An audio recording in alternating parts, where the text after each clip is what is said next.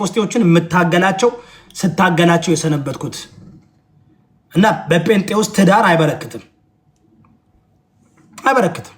90% የጴንጤቆስጤ ትዳር የፈረሰ ነው 90% የጴንጤዎች ትዳር የፈረሰ ነው። እውነቴን እንደምላችሁ ለምን መሰላችሁ? አንደኛ ጴንጤ ማለት እዛ ኮልት ነው። ኮልት አብዛኛው ሴቶች ከባላቸው ይልቅ ፓስተራቸውን ነው የሚወዱት። አብዛኛው ሴቶች ከባላቸው ይልቅ ዘማሪ ጋር ነው የሚውሉት። አራር ጸሎት እያሉ ከእግዚአብሔር ጋር ነው ሴክሹዋል ሪሌሽንሺፕ የሚያደርጉት። ጴንጤዎች ካያችሁ ኢየሱስን እንደ ሴክሹዋል ፓርትነር ነው የሚጠሩት። አምና ጆክኙ ኢየሱስን እንደ ባላቸው ከኢየሱስ ጋር ያላቸው ሪሌሽንሺፕ የሴክሹዋል ሪሌሽንሺፕ ነው የሚያደርጉት። መዝሙራቸውን እዩ፣ ጸሎታቸውን፣ ወርሽፓቸውን እዩ።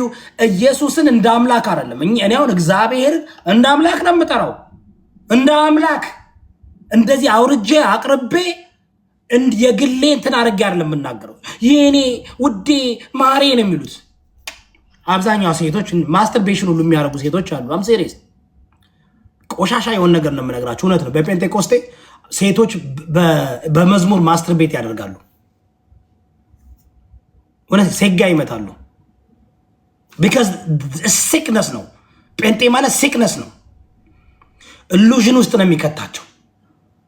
መዝሙራቸውን ተመልከቱ፣ አዳምጡት። መዝሙራቸውን ሴንሹዋል ነው፣ ሴክሹዋል ነው። የጴንጤ መዝሙር ሴክሹዋል ነው፣ ሴንሹዋል ነው። ምንድነው ዶመፊን የሰው ጭንቅላት ላይ የሴክሹዋል እንትን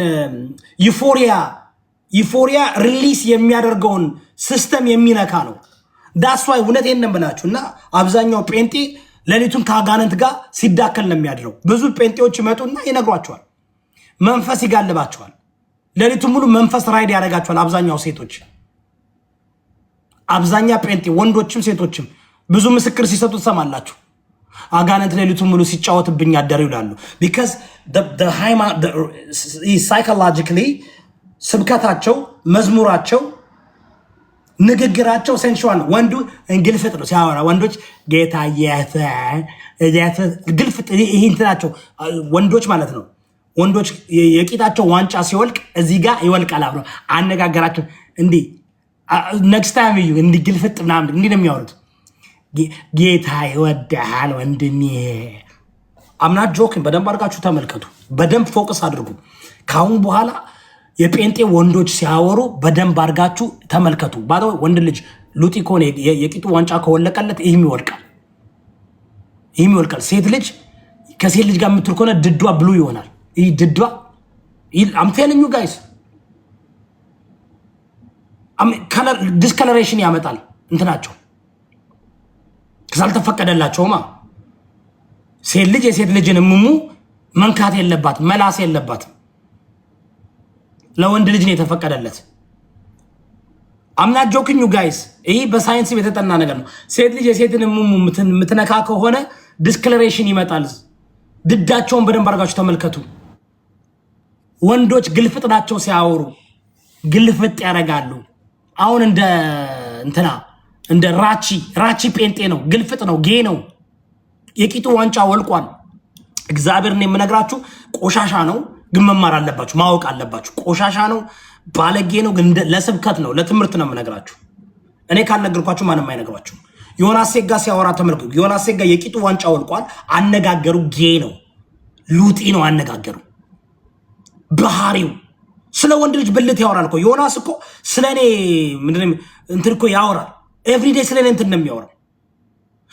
በቦርጩ እንዴት አድርጎ እንትኑን ያያል፣ ብልቱን ያያል። እንዴ ስለ ወንድ ብልት አብዛኛው ካያችሁ ሁሌ ነው የሚያወራው ስለ እኔ ብልት። ቢኮዝ ሉጢ ነዋ። ወንድ ልጅ ሌላ ወንድ ልጅ ብልት አያወራው። እኔ አውርቻ ቃለሁ አላቅም። አንድ ቀን አም ሲሪየስ ነው የምላችሁ። ወንድ ልጅ ፀጉር የሚያስተክል ከሆነ ሉጢ ነው። ሜካፕ የሚቀቡ ጥፍር ቀለም የሚቀቡ አሉ። እናንተ አታውቁም። ይህ ዘመን እኮ በጣም እየተለወጠ ነው። በጣም እየተቀየረ ነው።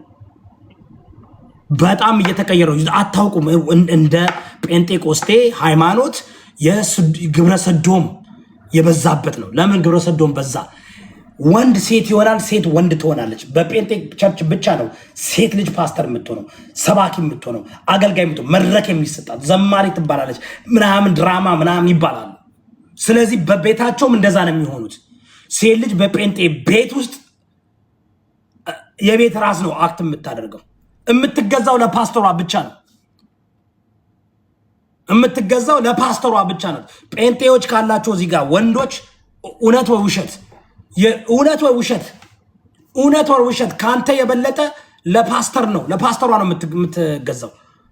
ፓስተሯ ከጠራት ነቅላ ትሄዳለች።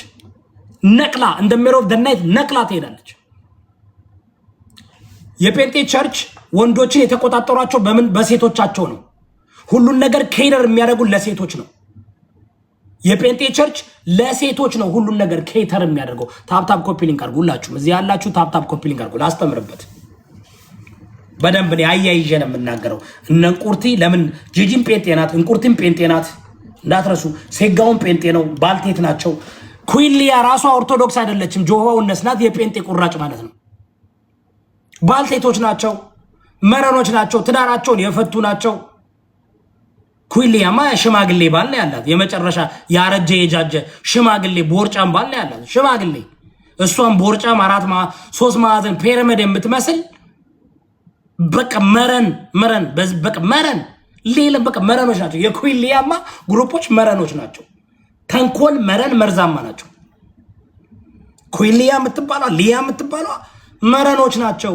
መረን በጣም በቃ ፐርፐሳቸው እዚህ ላይ ፐርፐሳቸው ምንድን ነው? የጠላ ቤት የጥንቁልና መንፈስ ያለባቸው እነሱ ናቸው። የጀዝቤል ስፒሪት ያለባቸው ድብን ያሉ ዘረኞች።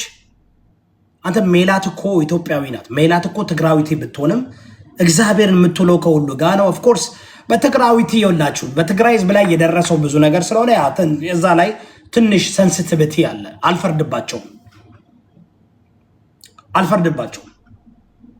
ኦኬ አሁን ሜላት እንትን አለች። ታፕታፕ አርጓ አንድ ሸንዴ ታፕታፕ አርጓ አንድ ታፕታፕ ኮፒ ሊንክ አርጓ። ሜላት ዘዊ ሪሌሽንሽፓቸው ፕራይቬት ነው። የቀናችሁ ሰዎች አላችሁ። ጂጂኪያ፣ እንቁርቲ፣ ኩዊን ሊያ፣ ዮናስ ሴጋውም ታውቃላችሁ። ሴጋው አሁን የሜላት ጓደኛ ይመስላል፣ የዘዊ ጓደኛ ይመስላል። ባለጌ መረን ነው። ካልተከፈለው ገንዘብ ካልተሰጠው ታውቃላችሁ። ትናንትና ፋሲካን ሲሰድባት ነበር፣ ሴጋው ሲያዋርዳት ነበር።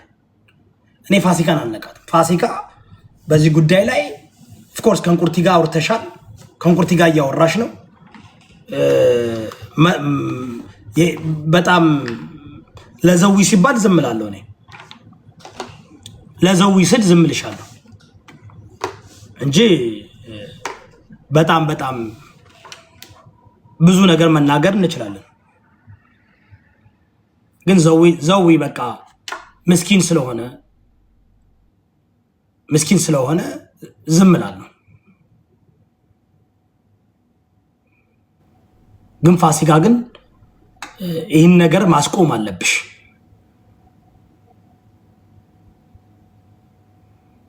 ሰው ተናግሯል። ያንቺ ተራ ነው። ከእንቁርቲ ጋር ካወራሽ በጣም ብልግና ነው። ከእንቁርቲ ጋር ካወራሽ የመንፈሳዊ እይታሽ ራሱ ትክክል አይደለም ብዬ አምናለሁ።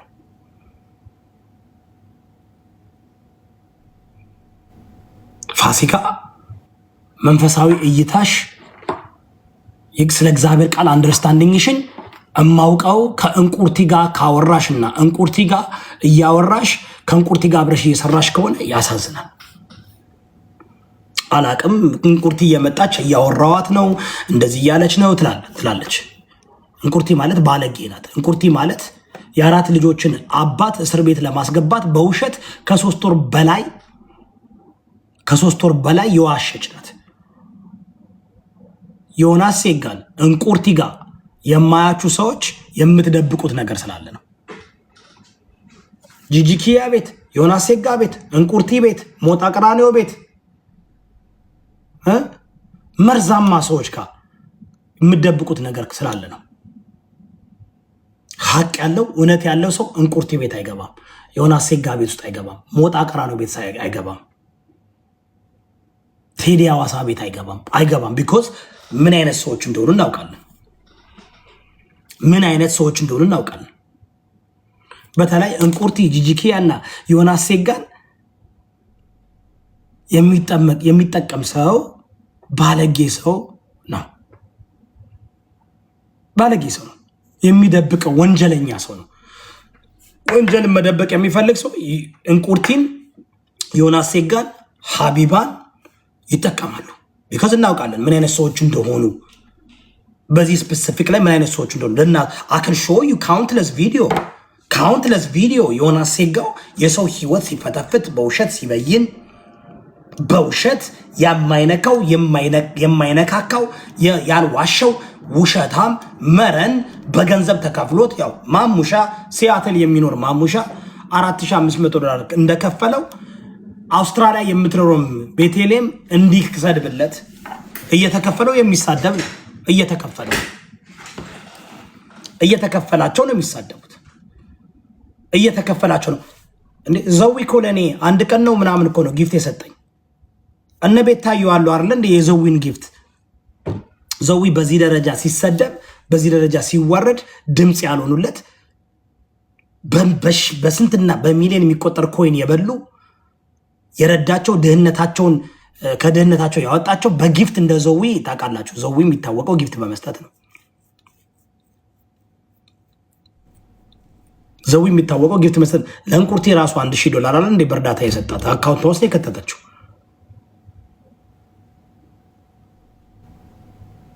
እውነቴን እኮ ነው የምላችሁ። ዘዊ እኮ የተጠላ እኮ ጊፍት ስለሚሰጥ ነው። እና ለምን ይሰጣል? ለምን በዚህ ደረጃ ይሰጣል? ለነ ዲቦራ፣ ለነ ቤታዮ፣ ለነ ዮናስ ሴጋ፣ ለነ ምናምን ለብዙዎች ነው በዛ ደረጃ ያደረገበት ምክንያት መብቱ ነው፣ የራሱ ገንዘብ ነው። ግን ነገራችሁ አሁን እንድትሰሙ ፈልጋለሁ ከራሱ የራሱ ንግግር ከዚህ በኋላ ማለት ነው። እኔ ዘዊን የራሱን ንግግር እናዳምጣለን እንሰማለን። ከዛ በኋላ ግን ያው በቃ ራሱን ነፃ አውጥቷል። በቃ ጥሩ ነገር ነው ያደረገው። መጥቶ በራሱ ቤት መስጠቱ ጥሩ ነው ቢኮዝ